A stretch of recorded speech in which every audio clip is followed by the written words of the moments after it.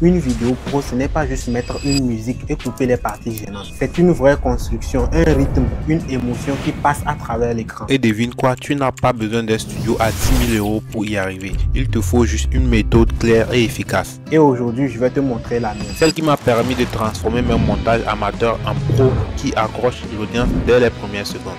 Ok, t'es prêt?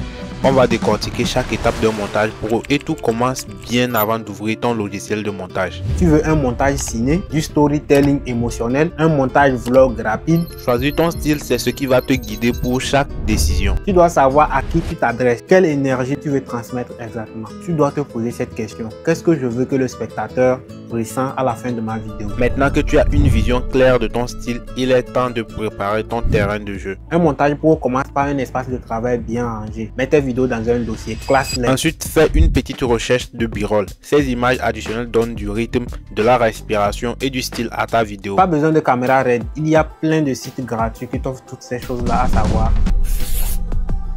Maintenant que tout est prêt, on va enfin ouvrir CapCut, mais pas pour commencer à couper n'importe comment. Avant d'éditer, assure-toi que tu travailles au bon format. 16:9 pour YouTube et 9/16 pour TikTok ou Short. Choisis aussi ta résolution. 1080p pour du classique, 4K si tu veux impressionner vraiment, et définis bien ta fréquence d'image, c'est ce qui va vraiment faire tout. Le standard c'est 25 ou 30 images par seconde pour la plupart des contenus. Un bon montage, c'est aussi un bon son. Et la vérité, c'est que l'audio est encore plus important que l'image. Choisis une musique de fond qui colle à ton style. Coupe les parties inutiles et ajoute des effets sonores subtils. Tu peux jouer sur les volumes. Baisse-la quand tu parles, monte-la entre les séquences. Le rythme sonore, c'est la vraie magie. Le but, c'est que chaque moment ait une ambiance en fait. Allez, maintenant, c'est l'heure du plat principal. Le montage en lui-même. Là, tu donnes vie à ta vision. Coupe tout ce qui est lent ou inutile. Raccourcis les hésitations et crée un rythme avec chaque coupe. Utilise des zooms dynamiques, des sous-titres stylés, des transitions propres et surtout, fais attention au storytelling.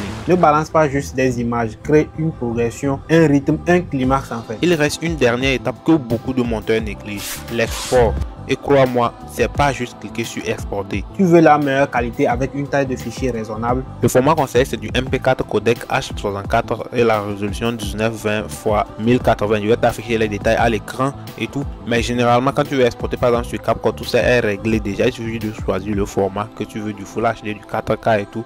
Tout est déjà réglé automatiquement. Et surtout, fais un petit test de lecture avant de publier. Voilà, c'est ma méthode simple pour monter des vidéos pro. Pas besoin de 50 plugins ou d'effets trop compliqués. L'essentiel, c'est la clarté, le rythme et l'intention. Si tu veux vraiment progresser, rejoins-moi et dis-moi en commentaire c'est quoi ton plus grand blocage en montage vidéo. Sûrement, je vais t'aider à être débloqué. On se retrouve très bientôt pour une autre vidéo très puissante.